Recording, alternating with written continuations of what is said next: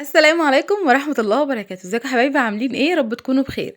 هنعمل النهارده وصفة جميلة جدًا وسريعة جدًا، بسكويت كده مش هيكمّل معانا 20 دقيقة بإذن الله، وهنعمله في الخلاط على طول كده بدون أي أدوات. في الخلاط حطيت على طول بيضتين وكمان هانزل عليهم بالفانيليا طبعًا مباشرةً ودي حاجة معروفة مع البيض.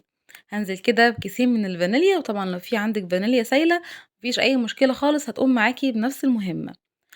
هاضيف بقى عليهم على طول 3/4 كده كوباية من السكر أو كوباية إلا ربع يعني، وعلى طول هاضيف معلقة كبيرة كده من عصير البرتقان البودر، وطبعًا لو أنتِ حابة تحطي بشر برتقان بس تقدري لو أنتِ طبعًا عندِك في موسم البرتقان وعندِك بشر برتقان يعني ماشي، وطبعًا ده قصنص برتقان، قصنص البرتقان ده موجود عند كل العطارين، ويعني تقريبًا الإزازة اللي في إيدي دي كفتني كتير جدًا بتاع 6، 7 مرات من الوصفات، كل وصفة باخد منها معلقة بس.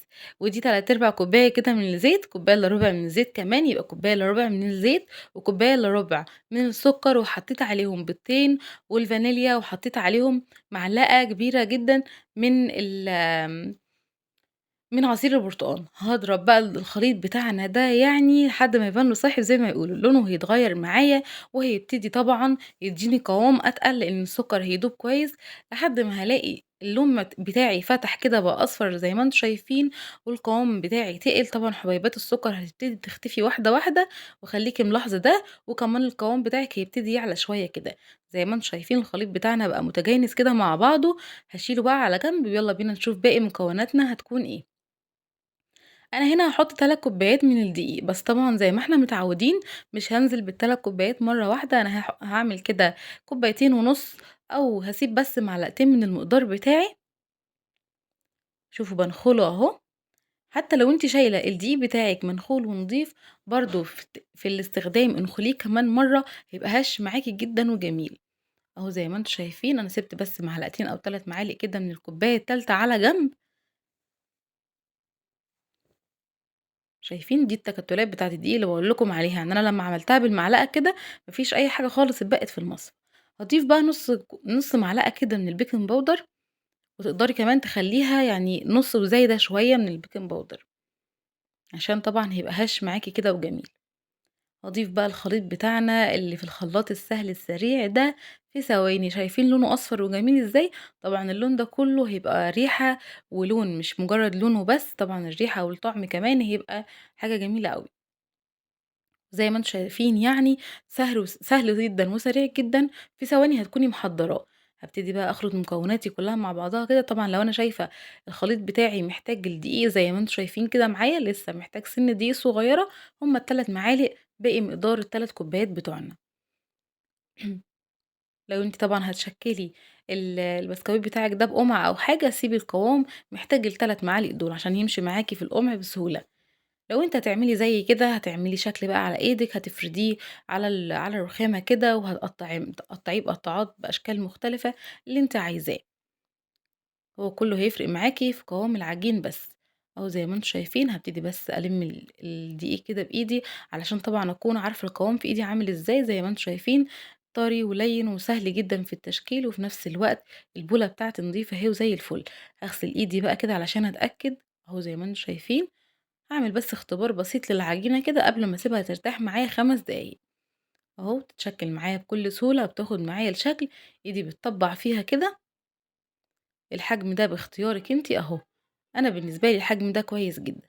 هنعمل شكل كده بسيط بالمعلقة اهو، تقدري تسيبيها زي ما انتي كده، ممكن تعملي طول في عرض يبقى مربعات كده رفيعة.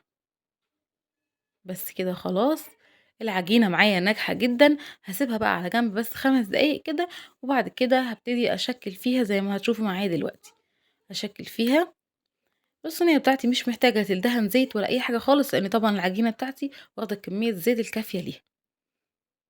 على طول كده هاعمل بقى، طبعًا مش هاشكِّل بالمعلقة وهي على إيدي، علشان هتلزق في إيدي لو أنا عملت كده، ولو جيت أشيلها الشكل بتاعي هيروح تاني. فأنا هاعمل بس زي كورة بسيطة كده أضغط عليها ضغطة بسيطة. هاعمل كام واحدة كده وبعد كده هابتدي أشكِّلهم أهو زي ما أنتم شايفين.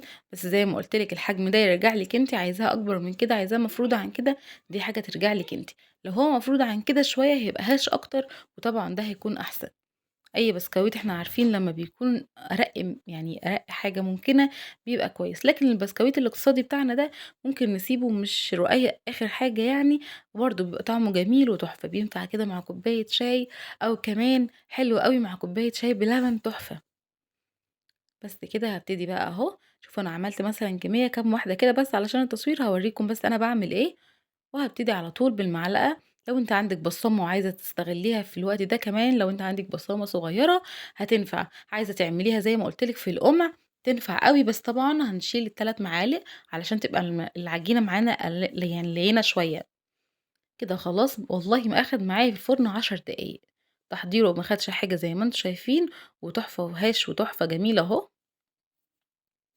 عايزة تسيبيه زي ما هو كده ويتاكل سادة ما فيش أي مشكلة، عايزة تعملي له بقى زي شكل حلو كده جميل، دي شوكولاتة خام. أنا كل اللي أنا عملته فيها إن أنا سيّحتها كده على حمام بخار يعني، أهو.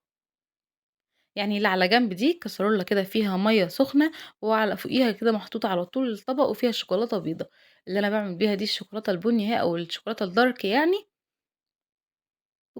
بكل سهولة هانزّل فيها نُص البسكويتة كده، أو لو حتى عايزة تغطّسي وش البسكويتة كلّه ما فيش أي مشكلة، عايزة ترُشّي عليها حاجة علشان يبقى الشكل ألطف من كده برضه ما فيش مشكلة، لكن إحنا حبّينا نعمل شكل كده زي ما قُلت لكم في بداية الفيديو بتاعي اقتصادي، يعني كل الشوكولاتة اللي أنتم شايفينها دي مكعّبين شوكولاتة فقط، هتعمل معايا الكمية دي، وما شاء الله 3 كوبايات دقيق يعني مطلّعين معايا كمية دقيق حلوة مش قليلة.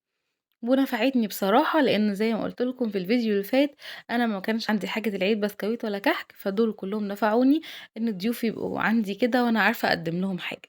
طبعًا أمّا عملت نُص الكمية كده أو أخدت جزء من الكمية عملته بالشوكولاتة الدارك البني، طبعًا هاعمل كمان شوية كده بالشوكولاتة البيضا، سيّحتها زي ما قُلت لكم على بخار مَيّة دافية كده بس أو مَيّة سخنة علشان تفُك معايا، وطبعًا ممكن تضيفي ليها معلقة زيت أو نُص معلقة زيت بس علشان تدّي لمعة حلوة للشوكولاتة زي ما أنتم شايفينها هناك كده. هاكمّل بقى باقي الكمية بتاعتي، وطبعًا هاسيب كام واحدة كده سادة للي حابب ياكلها سادة. شايفين بقى الجمال بتاعنا، يعني حاجة كده بصراحة وهم.